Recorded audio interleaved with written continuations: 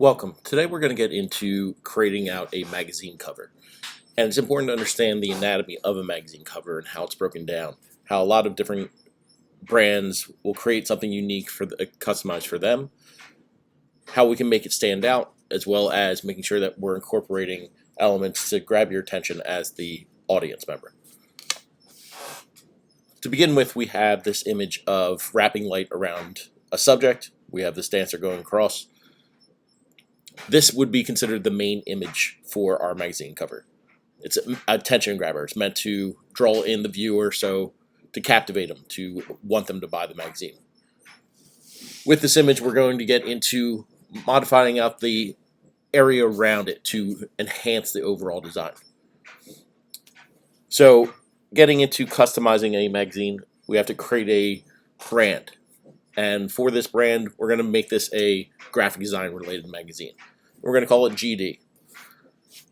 GD is supposed to represent unique tools, techniques that you can learn as a graphic designer, give you tutorials, demonstrations, techniques that you may not be familiar with. So it's all about enhancing your ability as a designer and something that hopefully designers will want to buy. When it comes in the layout, we first have to think about our masthead. The masthead is the title, what's going to stand out. And you can have titles that go across the top of the page. You can look to be experimental and try something that might lay out vertically. For GD, representing graphic design, I'm going to keep it simplified into more of an acronym logo. So just having the GD letters together, but with an enhanced variation. And I've come up with something previously, and I'm going to look to use that as an example that we can get into translating into a new idea. So instead of having a word going across, I'm going to look to have a GD combination. And I've mocked up a couple of different variations of the letters GD. And a design that I like and kind of want to experiment with is how I can use this GD on my design. And because we have a dark background, I really want to consider what's going to pop on that background. So it's important to understand if we want to get into something vibrant, we have something bright, we have a light color background, I may want to consider more of the magentas, pop of this color. But when we're getting into something with a darker background, we have to make sure that it's visible and easy to read.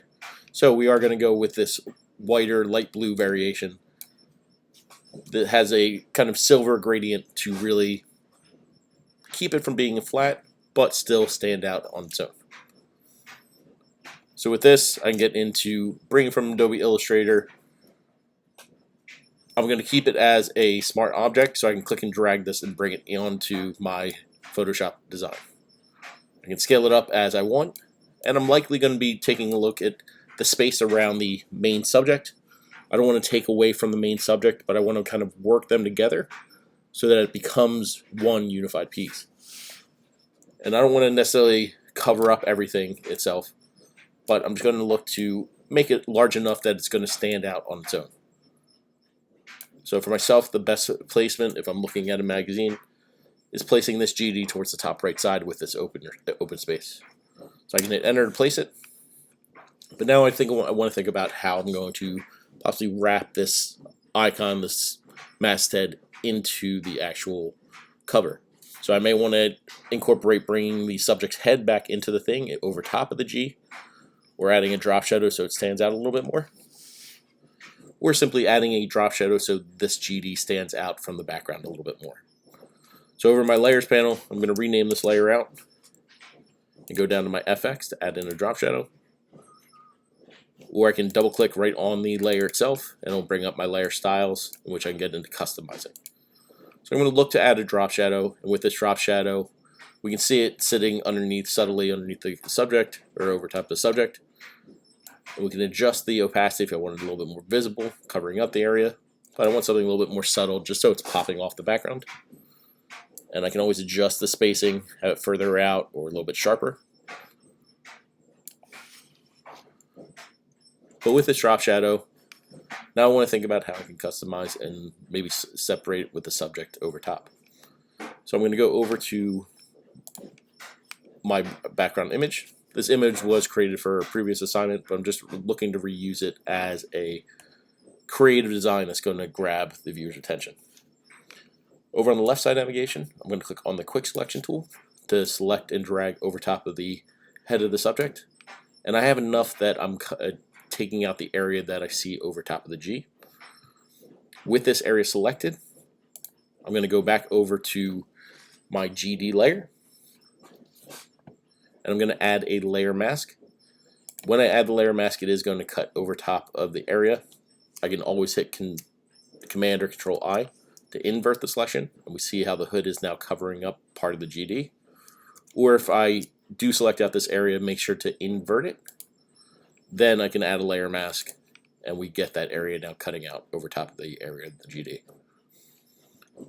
To make it a little bit more three-dimensional, I am going to add a drop shadow, creating a shadow with the burn tool. Over on the left side navigation, I want to make sure that I'm selected on the thumbnail of the smart object. With the smart object, you're going to get the error that you can't edit until we rasterize the image. So we need to rasterize the image. We can click OK on the pop-up, or if I wanted to, I could right-click on the gray area of the layer and hit rasterize layer. But now that I have this rasterized layer, I can look to add in a burn over top of sections and just make sure that we're taking a look at the range that we're working with in the top left side of Photoshop. I can switch it over to midtones, shadows, but because we're dealing with a lighter color, I likely want to have it on highlights. And I'm just going to go over it subtly a few times to darken up this area to create the shadow behind the subject's head. And if you're really not seeing it, you can always test out to see if the midtones might work better. We can see that I am getting a shadow a little bit over top this area, but you just want to be careful not to push it too far. I can always hit Control or Command Z to undo. So I'm going to want to go a little bit smaller overall with this shadow, just so we're seeing a small shadow behind or over top of the GD. It's not affecting the actual subject, it's just affecting on the G itself. So if I were to hide, it almost looks like it's being cut out. But this shadow is also causing an issue because it's sitting over top of the subject's head. So we actually may have to right-click on the layer of GD and rasterize the layer style. Then I can use the quick selection tool again to select on the subject's head. And this time when I do hit backspace, it's also going to cut out my drop shadow that I have sitting over top of the head. But just make sure that we're first on the layer, then we can switch over to our GD and hit backspace to cut that area out. So it's not affecting the drop shadow behind the GD, just affecting the drop shadow that's covering up part of the hat of the hood of the subject. So now we have our masthead, this GD standing out. We want to think about the lead article that's going to connect to what's on the cover. So if I wanted to create out a lead article, I might do something with wrapping light, having how light can wrap around a subject to create dimension. Then you have to think about the supporting articles, supporting stories on the cover to help create interest on somebody wanting to buy this magazine further, not just read over the main article of the story. We can look at different examples to get a sense of how they work. We have the masthead at the top here. We have the issue and date represented on the top left corner. What is known as the magazine deck, a short description of what the overall magazine is. On the right side, we have supporting cover lines. So we have a supporting cover line, and they use different fonts to make sure to break up and show that they are varied. It's not just the same font throughout the design. Oftentimes they're using one serif font and one sans serif font. And those combinations are important to think about what's going to look good together. Over on the left side here, we have our lead article line. So we have the title and then a subtitle to kind of briefly talk about it. And then over on the left side, maybe just a short description talking about what the image is. So maybe if it was a model or a main subject, we want to identify who they are, represent what we're trying to get across with understanding a backstory. Then down on the bottom left side, we have possibly the website link, the price of the magazine, as well as the barcode so that it can be scanned for purchase. So it's the same idea that we're looking to create for ours. So once I have my masthead, I want to think about, okay, where am I going to consider my magazine deck? And I can play my magazine deck as an identifier underneath of the actual logo itself. I'm going to get into using the type tool, left side navigation, and click and drag to create out a text box. So if I want to think about a title, I can think about, okay, we know this is a graphic design type of magazine.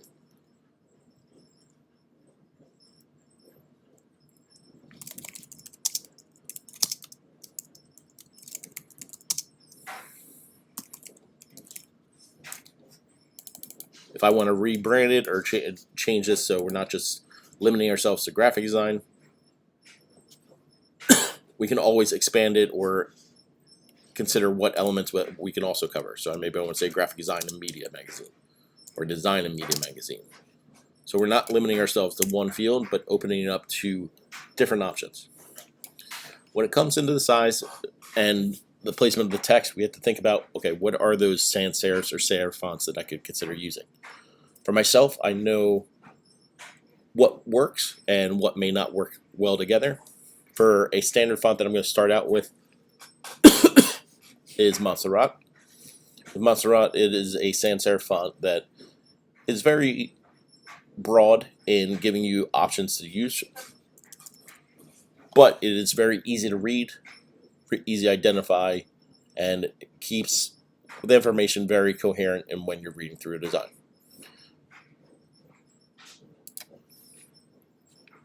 We can look at several options. There are bolds, blacks, thins, thick, medium size, different weights for you to kind of experiment and see which one is going to be best for the design. So if I want something thinner or something more bold, it's up to you to really determine what's going to look nicest for you.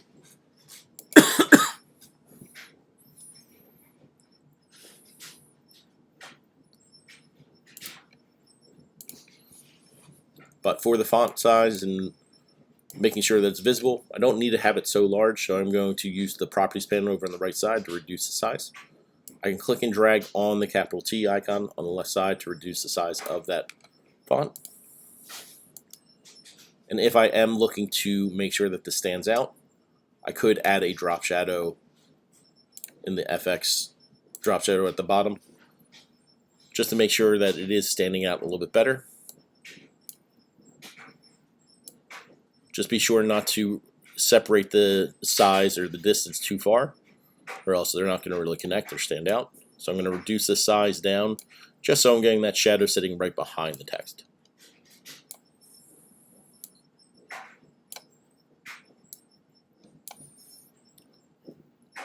So that helps to punch it off the line. If I do feel like it needs to be a little bit thicker or heavier, I can always change the weight or change the font itself.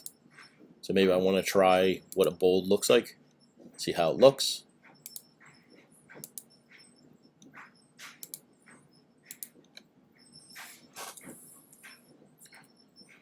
And I'm getting a little bit of an error in the text, so I might want to consider a different font.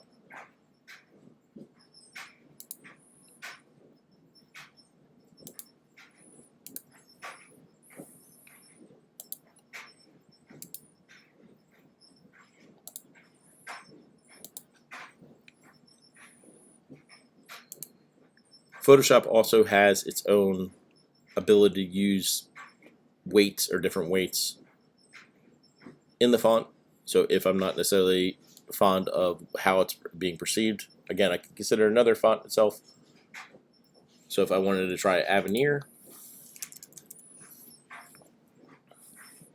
Avenir gives me a little bit better thickness and maintains consistency in the letters.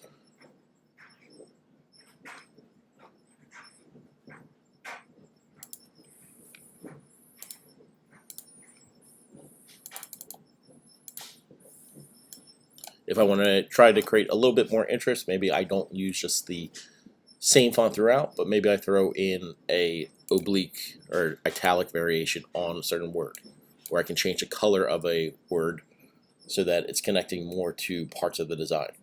So over on the left side navigation, I'm going to use the eyedropper tool to match out, say, the pink color that I'm seeing over here. So if I select out magazine I can switch this from a white to pink. So, design and media magazine. Or for myself, I'm going to rename it and go media and design.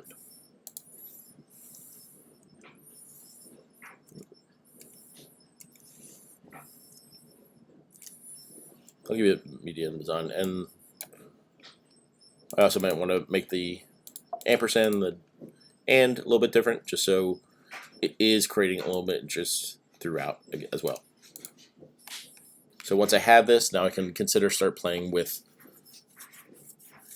our issue or date line. Save myself some trouble. I can hold down Alt or Option, click and drag to change out this information. So this is the first issue, so I can call it issue 1. Or say this is a certain volume, volume 3, issue 1 could represent the year. I can consider, okay, it is January of 2024.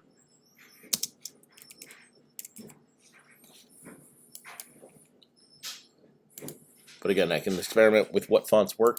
What fonts may not necessarily stand out very well.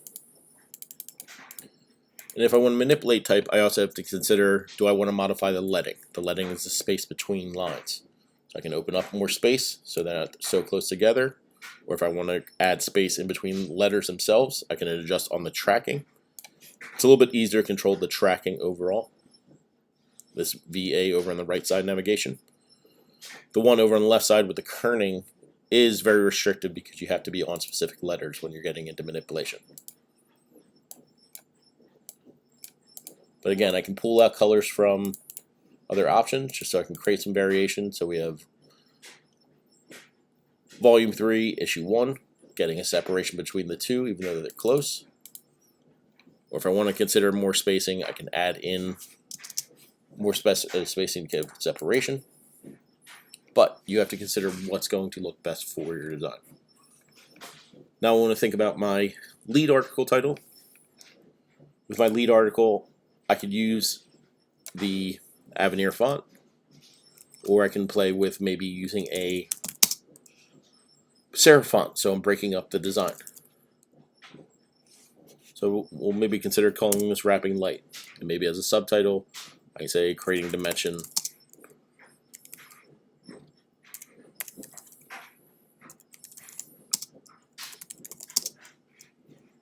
through bold designs.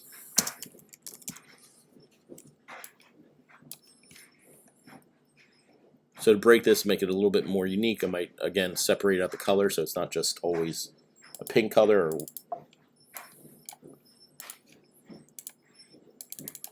And we want to create a little bit more tension separation from the text. So this time I'm going to get into changing up my font. I'm going to try a Libre Baskerville. I can play with the size of the font. And again, make sure to adjust on the leading if I want to create a little bit more tension. Or if it's not necessarily giving enough weight, we can try a bold.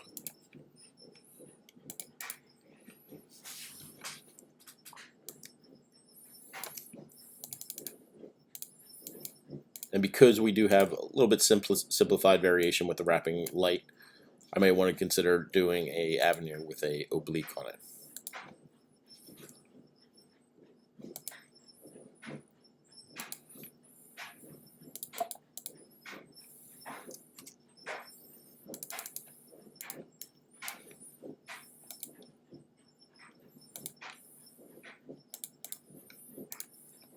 If I want to scale up an object at any time, I can hit Command or Control T, depending on a Mac, PC, whatever you're on.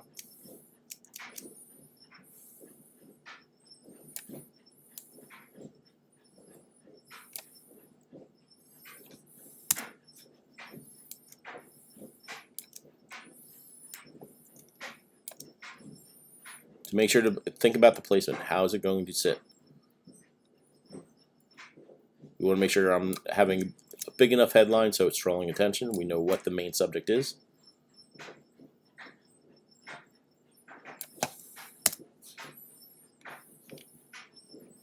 If I want to put a brief description, maybe talk about the artist that gets into this style, draw up my own text box.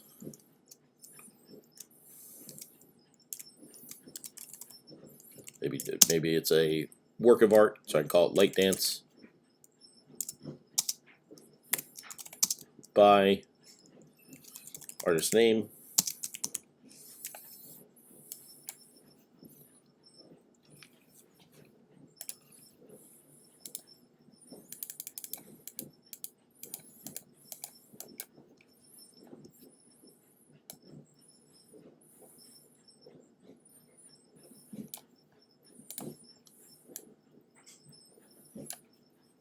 So this is more of a description just to connect to what's going on.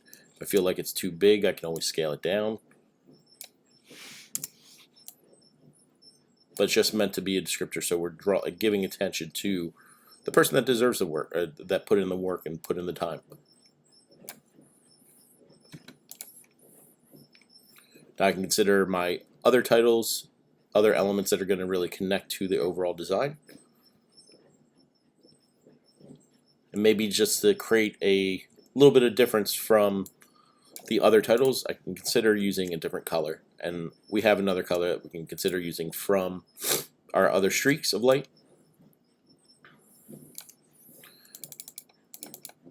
These supporting cover lines aren't necessarily part of the same story, so we may want to consider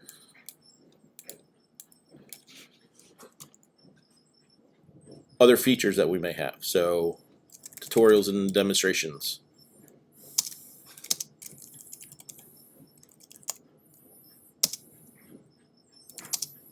For design of 2024. What's popular, what's trendy.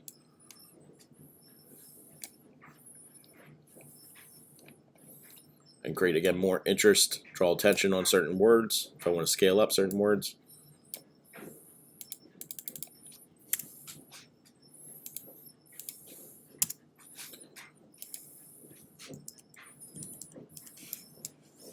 You can break text onto separate text lines, or maybe you consider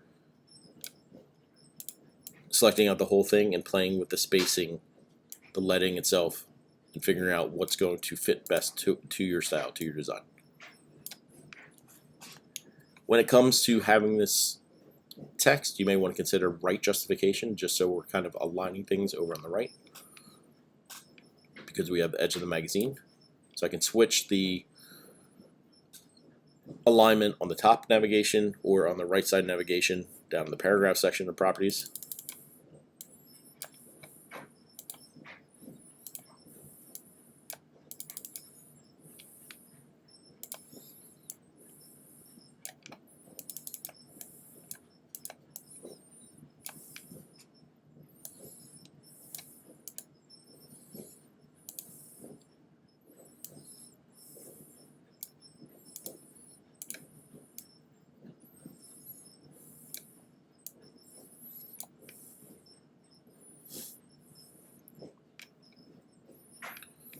And we talked about earlier, we can choose out different colors. Maybe I want to consider using this blue tone that I have in the other wrapping of light.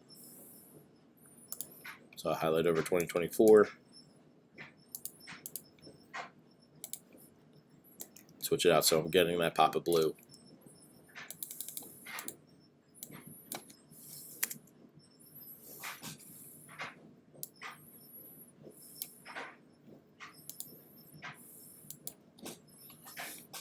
If I want to get into more customized text, I can consider playing with font arrangements or maybe rearranging certain type. I don't always have to stick to certain layouts.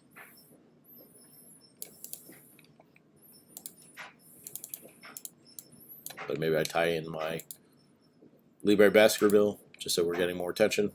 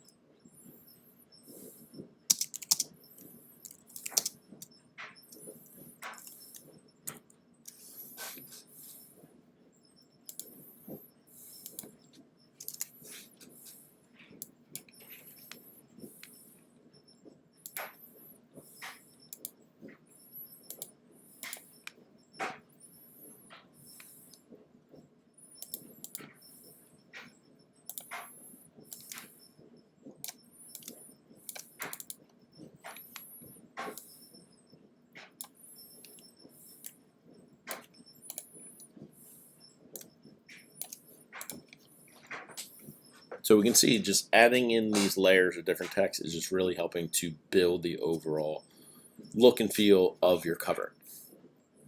They all have a connection and correlation to what's going on in the visual, but they each represent their own certain area. So I may want to consider adding in a drop shadow on certain features again. If I'm losing parts of the shadows,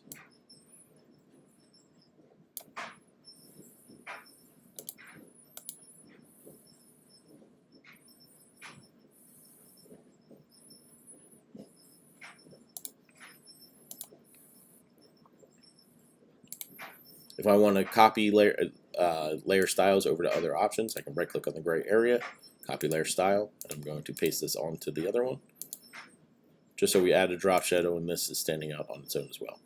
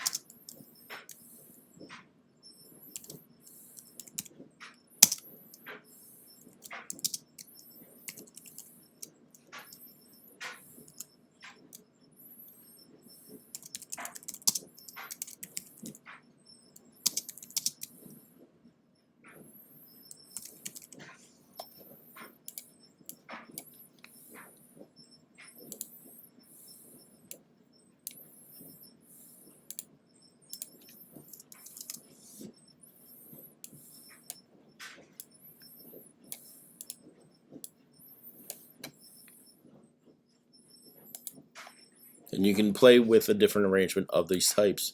Maybe some titles could be in the serif font, some titles could be in the sans serif. Having that mix is creating, again, interest going from one title to another.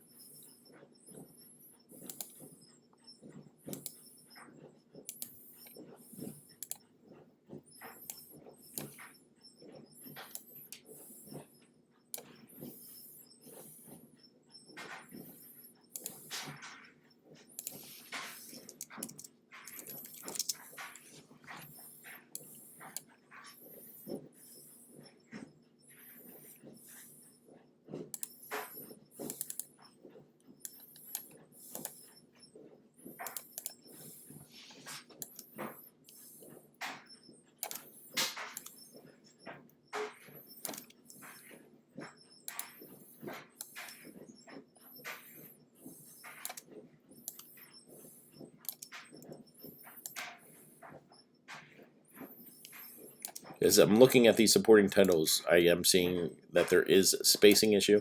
So I might want to consider confining these a little bit tighter so that they work overall better as one cohesive piece.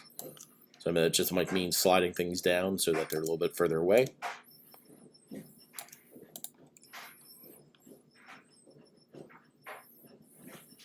And this gives me a little bit more space away from my title, allowing that to be a main feature in the design aspect.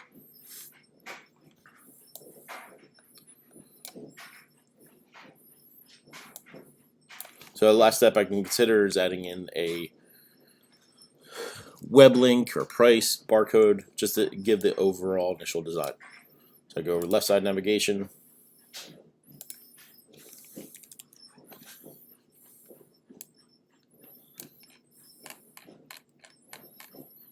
down the bottom left side I'm going to go over to the rectangle tool. We'll draw out a barcode area, and I can change out the fill, top left side navigation. If I want to add a stroke, I can add in a highlight just so it stands out, or for right now I'm just going to eliminate this out. I can always put a drop shadow behind if needed. But eliminating out the stroke,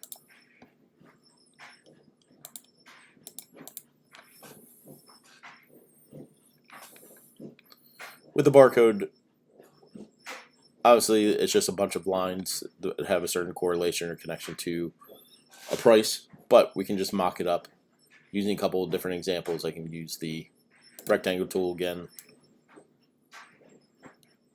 draw a bar, change out the top color at the top navigation, and draw out a number of different bars to go along with it.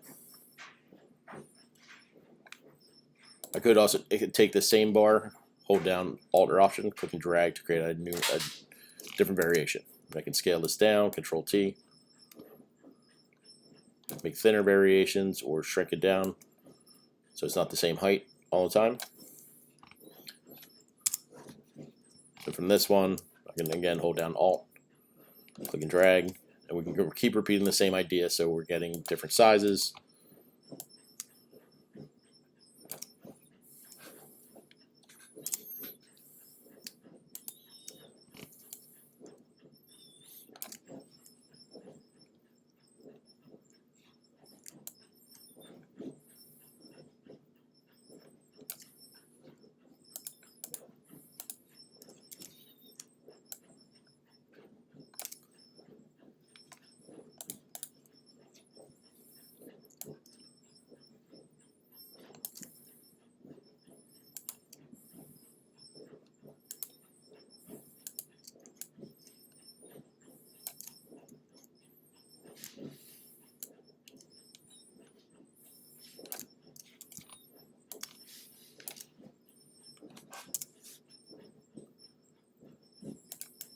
Just to save myself time, I'm going to take all the lines of the barcode,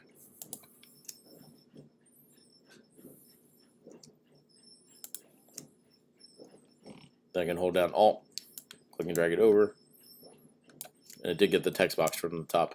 I can just deselect that, hold down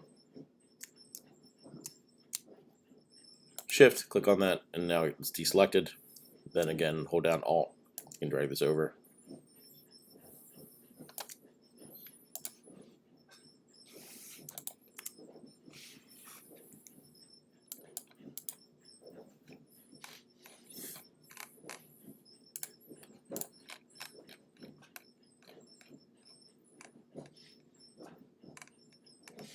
So I have all these different rectangles over on the right side here.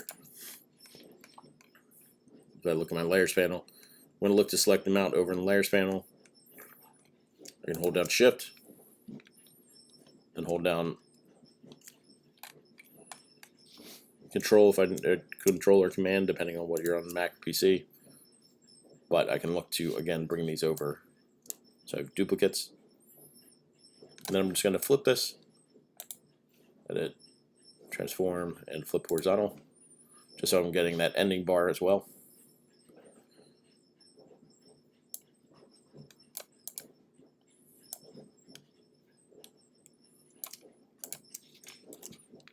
I'm going to scale this up just to make it a little bit more fitting to the size that we need.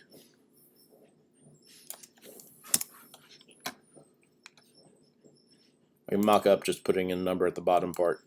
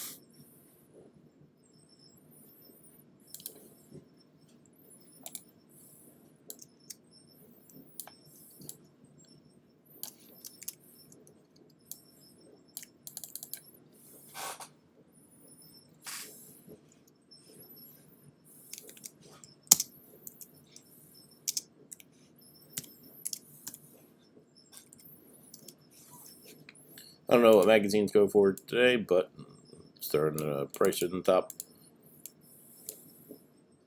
Let's do $5.99.